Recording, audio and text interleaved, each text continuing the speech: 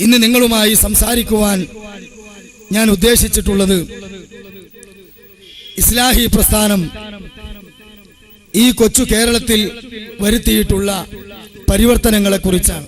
മുജാഹിദ് പ്രസ്ഥാനം 10-70 കൊല്ലങ്ങൾക്ക് മുമ്പുള്ള കൊച്ചു കേരളത്തിന്റെ ചരിത്രവും ഇപ്പോഴത്തെ ചരിത്രവും എടുത്ത് പരിശോധിച്ചു നോക്കുന്ന ആർക്കും ഈ സമുദായത്തിന്റെ കുതിച്ചുചാട്ടത്തിന് പിന്നിൽ പ്രവർത്തിച്ച ശക്തികൾ ആരാണ്, ഈ പരിവർത്തനങ്ങൾക്ക് ആധാരമായി വർത്തിച്ച വസ്തുതകൾ എന്താണ് എന്ന് വ്യക്തമായി മനസ്സിലാക്കാൻ സാധിക്കും. പക്ഷേ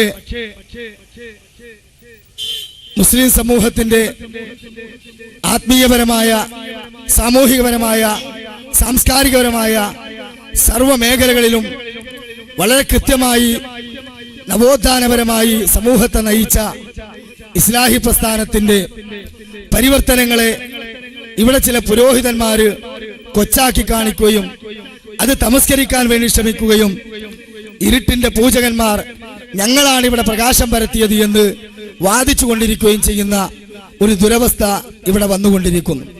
അതുകൊണ്ട് എന്തായിരുന്നു ഈ കേരളത്തിലുണ്ടായിരുന്ന ഇരുട്ട്, ഈ ഇരുട്ട് നീങ്ങി ഇവിടെ പ്രകാശം പരന്നത് എങ്ങനെയാണ് എന്ന് വ്യക്തമായി നമ്മൾ മനസ്സിലാക്കേണ്ടതുണ്ട്.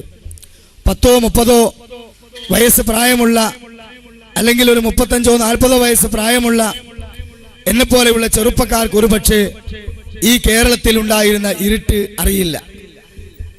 അതുകൊണ്ട് തന്നെ പഴയകാലത്തെ അവസ്ഥയും ഇപ്പോൾ മുസ്ലിം സമുദായത്തിന് വന്നിട്ടുള്ള ധന്യതയും ഒന്ന് വിശദീകരിക്കണമെന്നാണ് ഞങ്ങൾ ഉദ്ദേശിച്ചിട്ടുള്ളത്. സഹോദരന്മാരെ, മുസ്ലിം സമൂഹത്തിന്റെ എല്ലാ രംഗത്തും വളരെ കൃത്യമായി പ്രമാണമനുസരിച്ച് ഈ ഇരുട്ടിൽ നിന്ന് അവരെ മോചിപ്പിക്കുവാൻ വേണ്ടി കടന്നു വന്ന ഒരു പ്രസ്ഥാനമാണ് മുജാഹിദ് പ്രസ്ഥാനം.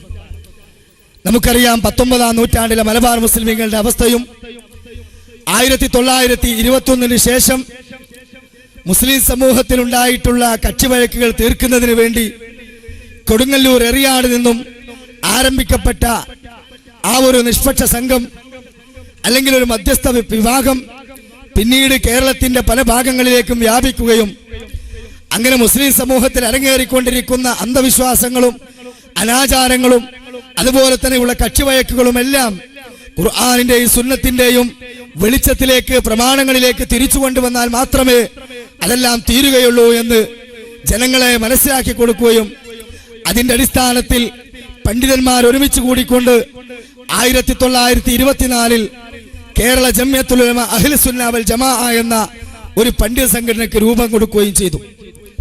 അങ്ങനെ ആ പണ്ഡിത സംഘടന മുസ്ലിം സമൂഹത്തിൽ അരങ്ങേറിക്കൊണ്ടിരിക്കുന്ന സകലമാന ചൂഷണങ്ങൾക്കെതിരെയും അതുപോലെ തന്നെ പുരോഹിതന്മാരെ മുസ്ലിം സമൂഹത്തിന്റെ മുകളിൽ വിരിച്ചിട്ടുള്ള പൗരോഹിത്യത്തിന്റെ ചങ്ങലക്കെട്ടുകളെയും മുക്തമാക്കി അതിൽ നിന്ന് സമുദായത്തെ രക്ഷിക്കുവാൻ വേണ്ടി ശ്രമിച്ച് കടന്നു വന്നപ്പോൾ, മുസ്ലിം സമുദായത്തെ ചൂഷണം ചെയ്ത പുരോഹിതന്മാർക്കെതിരെ ശക്തമായി കൊണ്ട് പ്രമാണമുദ്ധരിച്ച് കടന്നു വന്നപ്പോൾ, ഈ സമുദായത്തെ കൃത്യമായ വെളിച്ചത്തിലേക്ക് ക്ഷണിച്ച ഈ ഇസ്ലാഹി പ്രസ്ഥാനത്തെ മുർത്തദ്ദുകളും കാഫറുകളുമാണ് അവര് പുത്തൻവാദികളാണ്, സമൂഹത്തെ ഇരുട്ടിലേക്ക് നയിക്കുന്നവരാണ്, ഭിന്നിപ്പും ഫിത്തനകളും ഉണ്ടാക്കുന്ന ആളുകളാണ് എന്ന് പറഞ്ഞുകൊണ്ട് ആ മുജാഹിദ് പ്രസ്ഥാനത്തിനെതിരിൽ 26-ൽ ഇതിൽ നിന്ന് ഇറങ്ങിപ്പോയ, പിളർന്നുപോയ സമസ്ത അവര് ഫത്വ പുറപ്പെടുവിച്ചതായി നമുക്ക് കാണാൻ സാധിക്കും. അബ്ദുർ റഷീദ് സഖാഫി പത്തപിരിയം മുജാഹിദ് പ്രസ്ഥാനത്തിനെതിരെ പൂർവ്വകാല സമസ്തകൾ ഇറക്കിയിട്ടുള്ള ഫത്വകളെ കുറിച്ച് വ്യക്തമായി വിശദീകരിക്കുന്ന ഭാഗം നിങ്ങളൊന്ന് കേൾക്കുക, എന്നിട്ട് നമുക്ക് വിശദീകരിക്കാം. അതേതായിരുന്നാലും അതിൽ മുബത്തദീങ്ങളുമായി പെരുമാറേണ്ട ചുരുക്ക സംഗതികൾ. ആരാ മുബത്തദീ? വഹാബി, മൗദൂദി, തബ്ലീഗ്, കള്ളത്തരീഖത്ത് ഒക്കെ ഇവരോട് പെരുമാറേണ്ടത്. അവരുമായി കൂടി പെരുമാറാതിരിക്കുക, കണ്ടുമുട്ടിയ സലാം പറയാതിരിക്കുക, സലാം പറഞ്ഞ മടക്കാതിരിക്കുക, അവരുമായി വിവാഹം നടത്താതിരിക്കുക, പിന്തുടർന്ന് നിസ്കരിക്കാതിരിക്കുക. അപ്പം മാപ്പിള ജാതികൾ തമ്മിലുള്ള ഒരു ബന്ധം പറ്റൂല. മറ്റേപ്പം പൈസ കടം വാങ്ങിയൊരു പേരുകുട്ടിൻ്റെ ഒന്നും വാങ്ങൂല. നമ്മൾ പെരിയിൽ തെങ്ങ് തടം തുറക്കാൻ അത് നമ്മൾ കടുങ്ങനും വിളിച്ചല്ലേ. ഏകദേശം മുസ്ലിം തമ്മിലുള്ള ബന്ധം അത് ഈ വാഹ സലാം പറിച്ചില്ല, തുറന്നു കയറിച്ചില്ല, ഇതൊന്നും പറ്റൂല. ഇത് തീരുമാനിക്കണം ആരാണ്? അന്ന് അഹമ്മദ് ഖാമിസിയ ഷാലിയാത്തി, രണ്ട് കുത്തബി മുഹമ്മദ് മുസിയാർ. പ്രായമുള്ള ആൾക്കാർക്ക് എന്നെക്കാളും പരിചയമുണ്ടോ അല്ലേ? പാമ്പ് കടിച്ചിട്ട് കുത്തബിക്കൊന്നും പറ്റിയില്ല, പാമ്പ് എത്തുകയുന്ന കറാമത്ത് കാട്ടിയ മനുഷ്യനാണ്. ആണല്ലോ. അപ്പൊ പാമ്പ് കടിച്ചിട്ട് കുത്തുബിക്കൊന്നും പറ്റിയില്ല, കറാമത്ത് കാട്ടിയ മനുഷ്യനാണ്.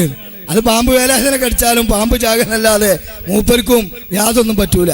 അതൊന്നും ഒരു കറാമത്തായിട്ട് പറയേണ്ട കാര്യമല്ല. പക്ഷെ വിഷയം നമ്മൾ പറയാ, എന്താ പറഞ്ഞത്? ആധികാരിക പണ്ഡിതന്മാര് പറഞ്ഞതാണെന്ത്? ഒരു അമുസ്ലിം സഹോദരനോട് പോലുമുള്ള ബന്ധം മുബത്തദികളായ മുർത്തദികളായ മുജാഹിദുകളോട് പാടില്ല. സഹോദരങ്ങളെ, എന്തുകൊണ്ടാണ് പുരോഹിതന്മാർക്ക് പൗരോഹിത്യത്തിന് ഇത്രമാത്രം വെറുപ്പ് ഈ പ്രസ്ഥാനത്തിനോട്, ഇതിന്റെ വക്താക്കളോടെന്ന് ചോദിച്ചാൽ, മുസ്ലിം സമൂഹത്തിന്റെ അജ്ഞതയെ ചൂഷണം ചെയ്തുകൊണ്ട് നിരവധി വികലമായ വിശ്വാസങ്ങളും അബദ്ധമായ പല ധാരണകളും ഈ മുസ്ലിം സമുദായത്തിലേക്ക് കടത്തിക്കൊണ്ടുവന്ന് അവരെ നുകം വെച്ചുകൊണ്ട് പൗരോഹിത്യം മേഞ്ഞു നടക്കുമ്പോൾ ആ ചങ്ങലക്കെട്ടുകളിൽ അവരെ മുക്തമാക്കി ഭൗതികമായും ആത്മീയ രംഗത്തേക്ക് ഉയർത്തിക്കൊണ്ടുവന്ന് സാമൂഹിക സാംസ്കാരിക രംഗത്ത് മുസ്ലിം സമുദായത്തിന് നല്ല ഒരു അഭിമാനത്തിന്റെ മുഖം കാഴ്ചവെച്ചു കൊടുത്ത ഏക പ്രസ്ഥാനം അത് മുജാഹിദ് പ്രസ്ഥാനമാണ് എന്ന് ചരിത്രങ്ങൾ നിഷ്പക്ഷമായി പഠിക്കുന്ന ആളുകൾക്കൊക്കെ വ്യക്തമായി അറിയാം. അതുകൊണ്ട് തന്നെ ഈ ഇരുട്ടിൽ നിന്ന്, ഈ പുരോഹിതന്മാരെ ചങ്ങലക്കെട്ടുകളിൽ നിന്ന് ഖുർആനിന്റെ സുന്നത്തിന്റെ വെളിച്ചത്തിലേക്ക് പോകരുത്, കേൾക്കരുത്, അറിയരുത്, ഇരിക്കരുത് എന്നൊക്കെയുള്ള ഫത്വകളെല്ലാം ഭേദിച്ചുകൊണ്ട് ആളുകൾ ഇതുപോലെ നിന്ന് കേൾക്കുകയും ആളുകൾ നമ്മുടെ സീഡികൾ വാങ്ങുകയും പ്രഭാഷണങ്ങൾ കേൾക്കുകയും ലഘുലേഖകൾ വായിക്കുകയും അങ്ങനെ മുജാഹിദ് പ്രസ്ഥാനം ഒരിക്കലും തള്ളപ്പെടേണ്ട ഒരു പ്രസ്ഥാനമല്ല, മറിച്ച് അത് ഭൗതികമായും ആത്മീയമായും ഗുണമുള്ള ഏക പ്രസ്ഥാനമാണ് എന്ന് ആളുകൾക്ക് ബോധ്യമായി. അങ്ങനെ ഈ പിന്തിരിപ്പൻ ഉലമാ സംഘടനകളുടെ ഫത്വകളെ കാറ്റിൽ വലിച്ചെറിഞ്ഞ് സമുദായം ഉണർന്നു വന്നപ്പോൾ